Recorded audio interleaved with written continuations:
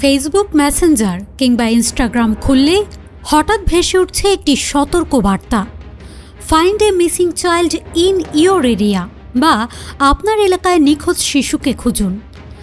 এমন নোটিফিকেশন দেখে অনেকে বিস্মিত হচ্ছেন, কেউ ভাবছেন এটি নতুন কোনো ফিচার, আবার কেউ সন্দেহ করছেন এটি কোনো প্রতারণার অংশ কিনা।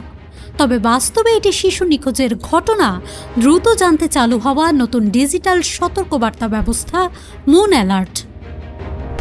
দেশে শিশু নিখোঁজ বা অপহরণের পর দ্রুত উদ্ধারের লক্ষ্যে পুলিশের অপরাধ তদন্ত বিভাগ মুন অ্যালার্ট নামে একটি বিশেষ জরুরি সতর্কবার্তা ব্যবস্থা চালুর উদ্যোগ নিয়েছে।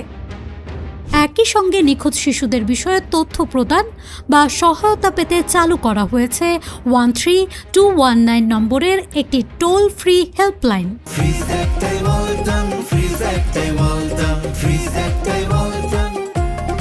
গত 27 মে রাজধানীতে উদ্যোগের আনুষ্ঠানিক উদ্বোধন করা হলেও সিআইডি জানিয়েছে তারা এখনও আনুষ্ঠানিকভাবে এর কার্যক্রম শুরু করতে পারেনি, কারণ সামাজিক যোগাযোগ মাধ্যম ফেসবুক, ইনস্টাগ্রাম ও মেসেঞ্জারের মালিক প্রতিষ্ঠান মেটার কাছ থেকে এখনও প্রয়োজনীয় অফিসিয়াল সাড়া পাওয়া যায়নি।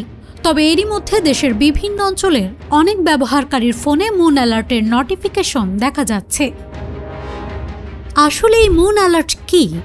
মুন অ্যালার্ট হলো প্রযুক্তি নির্ভর একটি সতর্কবার্তা ব্যবস্থা, যার মাধ্যমে কোনো শিশু নিখোঁজ হওয়ার পর তার ছবি, পরিচয় ও সর্বশেষ অবস্থানের তথ্য দ্রুত সাধারণ মানুষের কাছে পৌঁছে দেওয়া হয়।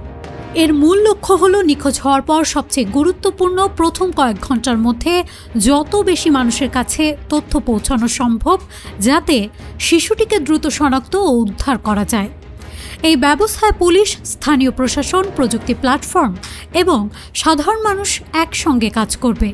কোনো শিশু নিখোঁজ হওয়ার তথ্য যাচাইয়ের পর নির্দিষ্ট এলাকার ব্যবহারকারীদের কাছে ফেসবুক, মেসেঞ্জার ও ইনস্টাগ্রামের মাধ্যমে সতর্কবার্তা পাঠানো হবে। যেভাবে কাজ করবে এই মুন অ্যালার্ট, মুন অ্যালার্টের কার্যক্রম কয়েকটি ধাপে পরিচালিত হবে। প্রথমে কোনো শিশু নিখোঁজ হলে তার পরিবার বা স্বজনরা বিষয়টি আইনশৃঙ্খলা বাহিনীকে জানাবে। এরপর সংশ্লিষ্ট কর্তৃপক্ষ তথ্য যাচাই করে শিশুর ছবি, পরিচয় এবং সর্বশেষ অবস্থানের তথ্য সংগ্রহ করবে। যাচাই বাছাই শেষে একটি আনুষ্ঠানিক সতর্কবার্তা তৈরি করা হবে। এরপর মেটার প্ল্যাটফর্ম ব্যবহার করে নিখোঁজ শিশুর সর্বশেষ অবস্থান থেকে প্রায় 160 কিলোমিটার এলাকার মধ্যে থাকা ব্যবহারকারীদের কাছে সতর্কবার্তাটি পাঠানো হবে। ফলে আশেপাশের মানুষ শিশুটিকে কোথাও দেখতে পেলে দ্রুত পুলিশকে জানাতে পারবেন। মুন অ্যালার্ট নামটি কিভাবে এলো? জানা গেছে 2024 সালে সিলেটে 5 বছর বয়সী শিশু মুনতাহা আক্তারের নিখোঁজ ও হত্যাকাণ্ডের পর এ ধরনের প্রযুক্তি নির্ভর সতর্কবার্তা ব্যবস্থার প্রয়োজনীয়তা সামনে আসে। ওই ঘটনার পর 1 লাখেরও বেশি মানুষের গণস্বাক্ষরের ভিত্তিতে উদ্যোগটি বাস্তবায়নের প্রক্রিয়া শুরু হয়। 3 মাসের পাইলট প্রোগ্রাম শেষে মুন অ্যালার্ট চালুর উদ্যোগও নেওয়া হয়। মেটার কারিগরি সহায়তায় প্রকল্পটি বাস্তবায়ন করছে জিরো মিসিং চিলড্রেন প্ল্যাটফর্ম এবং সাইবার টিনস। মুনতাহার স্মৃতিকে ধারণ করেই প্রকল্পটির নাম রাখা হয়েছে মুন অ্যালার্ট। মুন অ্যালার্টের ক্ষেত্রে মেটার ভূমিকা কী? উদ্বোধনী অনুষ্ঠানে উপস্থিত ছিলেন মেটার ট্রাস্ট অ্যান্ড সেফটি বিভাগের পরিচালক এমিলি ভেচার।